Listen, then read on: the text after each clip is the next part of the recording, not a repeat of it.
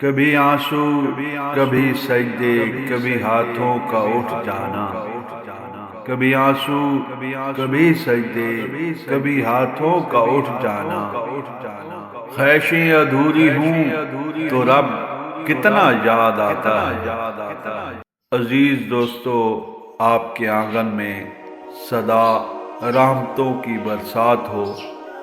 آج کی ویڈیو میں ایک بہت ہی اہم بات کرنے لگا ہوں، میرے ساتھ رہیے گا۔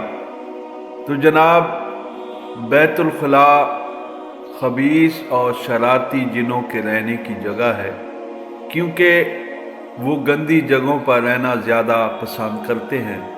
اسی لیے پہلے زمانوں میں لوگ گھروں میں بیت الخلاء نہیں بنایا کرتے تھے، بلکہ قضاء حاجت کے لیے گھروں اور آبادی سے دور ویرانوں میں جایا کرتے تھے۔ پھر وقت کے ساتھ ساتھ لوگ بدلتے گئے اور سہولیات کے عادی ہو گئے، چنانچہ پہلے گھروں کے ساتھ بیت الخلاء بنانے کا رواج ہوا، پھر یہ گھر کے اندر آ گئے، اور اب تو یہ حال ہے کہ ہر کمرے کے ساتھ اٹیچ باتھ روم ہر گھر کی ضرورت بن گیا ہے۔ یہ اٹیچ باتھ روم سہولت کے ساتھ ساتھ ان خبیث جنوں کو بھی گھروں میں لے آیا ہے جن کی یہ پسندیدہ جگہ تھی۔ اسی وجہ سے ہمارے گھروں میں بیماریوں، پریشانیوں اور لڑائی جھگڑوں میں اضافہ ہو گیا ہے۔ اب چونکہ باتھ روم کو تو گھر سے باہر منتقل کرنا ممکن نہیں، اس لیے مسنون دعاؤں کے اہتمام سے ان خبیث جنوں سے بچا جا سکتا ہے۔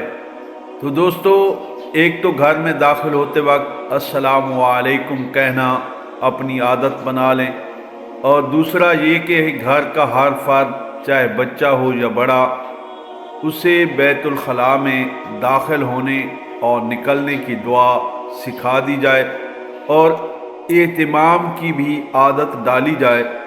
جو لوگ اپنے گھروں میں بیماریوں، پریشانیوں اور لڑائی جھگڑوں سے پریشان ہیں، وہ اس عمل کی پابندی کر لیں، چند دن میں ہی حیرت انگیز نتائج حاصل ہوں گے۔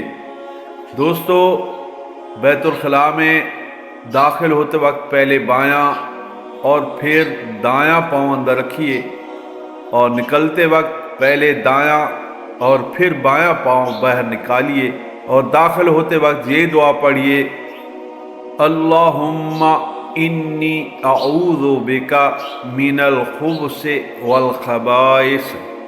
اے اللہ، میں مذکر شیطانوں اور مؤنث شیطانوں سے تیری پناہ میں آتا ہوں۔ نبی کریم صلی اللہ علیہ وآلہ وسلم نے شیطانوں کے شر سے اللہ تعالیٰ کی پناہ اس لیے طلب فرمائی کہ عام طور پر شیطان بیت الخلاء میں ہی رہتے ہیں، اور نکلتے وقت یہ پڑھ لیں: غفرانک، اے اللہ، میں تجھ سے معافی چاہتا ہوں۔ تو دوستو، جتنا ہو سکے اس بات کو، اس ویڈیو کو آگے پہنچائیں، انشاءاللہ صدقہ جاریہ بن کر ثواب دارین کا باعث بنے گا۔ تو دوستو، اچھی اچھی باتیں پھیلانا، اچھی اچھی باتیں کرنا بھی صدقہ ہے۔ دعاؤں میں یاد رکھیے گا، ویڈیو کو اپنے دوستوں سے ضرور شیئر کیجیے گا۔ نئی ویڈیو کے ساتھ پھر ملیں گے، تب تک کے لیے اللہ حافظ۔